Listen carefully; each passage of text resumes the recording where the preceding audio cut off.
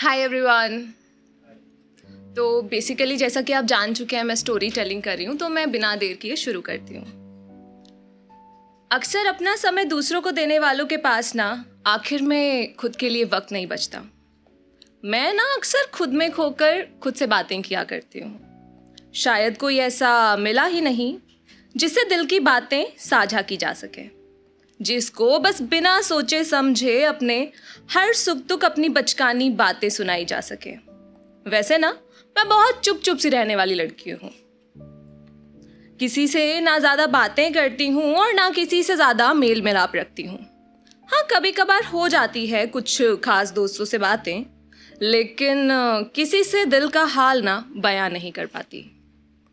पर I am a good listener, हाँ, लेकिन अपनी बातें किसी को सुनाई नहीं जाती because I am a kind of introvert person. तो ये बात ना शायद 5 बरस पहले की है। लड़ झगड़ कर घर वालों से दूर, उनको मनाकर एक छोटे से शहर की लड़की आ गई एक बड़े से शहर में पढ़ने, जिसे कहा जाता है दिल वालों की नगरी दिल्ली। तो आ तो गई थी मैं घर से दूर, फैमिली से दूर, और एक्साइटमेंट मानो 7वें आसमान पे थी मेरी। शुरुआत में तो सब बहुत अच्छा लग रहा था, लेकिन धीरे धीरे ना जीवन में एक खालीपन घर कर रहा था।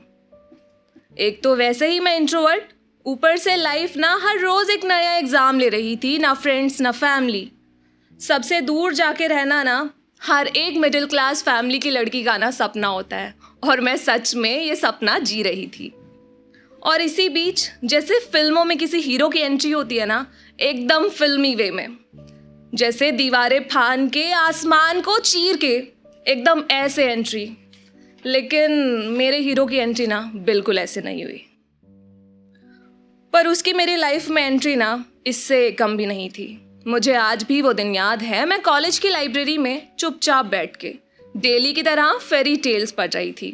हाँ, अब मैं इतनी पढ़ाकू और सिंसियर लड़की भी नहीं हूँ जो बस अकाउंटेंसी, मार्केटिंग, स्टैट्स जैसी बोरिंग किताबें सारा टाइम पढूं। और बाहर बारिश का मौसम इतना सुहाना, मानो जैसे फिल्मों में होता है ना, लाइक हीरो आता है छतरी लेके अपनी हीरोइन को ऑफर करता है। तो मेरे साथ फिर से ऐसा कुछ नहीं हुआ, क्योंकि मैं हमेशा अपना अम्ब्रेला साथ में कैरी करती थी। तो मैं कॉलेज से निकली थी, बस स्टैंड तक जा ही रही थी कि पता नहीं कहाँ से अचानक कोई आधा भीगा भागा सा लड़का मेरी छतरी में आ गया। मैं कुछ सोचती समझती उससे पहले वो एक सांस राजधानी एक्सप्रेस की तरह शुरू हो गया। अच्छा यार, सॉरी, देखो ना, मैं बिना पूछे आ गया हूँ, बट प्लीज़ बाहर जाने के लिए मत कहना। देखो, मुझे ना ये भीगा भागा मौसम, ये चिप चिप बिल्कुल नहीं पसंद। वो ना कुछ पलों का रास्ता मुझे बड़ा अननोइंग लग रहा था। और फाइनली आ गई डेस्टिनेशन, बस स्टैंड। हम साथ में बस में बैठ गए, और तुम बिल्कुल ना मेरे ओपोजिट, तुम ना बड़े बड़बोले से थे। और वो अचानक सी अनएक्सपेक्टेड सी मुलाकात कुछ खास लाई थी। एक अनजान सी अननोइंग सी कन्वर्सेशन में कुछ तो खास था। और फिर आ गया मेरा बस स्टैंड। घर जाकर मैं तुम्हारे ही बारे में सोच रही थी कि कैसे कोई इतनी बकबक कर सकता है। नेक्स्ट डे मैं जैसे ही क्लास में एंटर हुई ना, तुम क्लास में थे।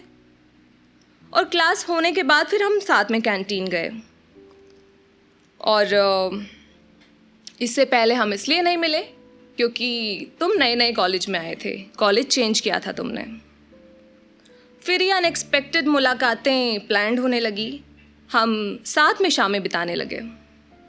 अब मैं चुप चुप सी रहने वाली लड़की तुम संग इतनी बातें करती थी ना जितनी शायद आज तक मैंने किसी से नहीं की। और तुम्हारा तो मॉनसून अब फेवरेट सीज़न बन चुका था। कॉलेज लाइफ साथ जीते जीते अब हम वर्किंग प्रोफेशनल्स हैं। ये जर्नी ना तुम्हारे साथ बहुत खूबसूरत थी। हमने एक दूसरे के अप्स एंड डाउन्स को बहुत करीब से देखा है। जीवन के अनगिनत ख्वाब जिए हैं हमने साथ में, और अपनी बाकी के ख्वाब भी ना आने वाले सालों में तुम्हारे साथ में सच करने हैं। Thank you.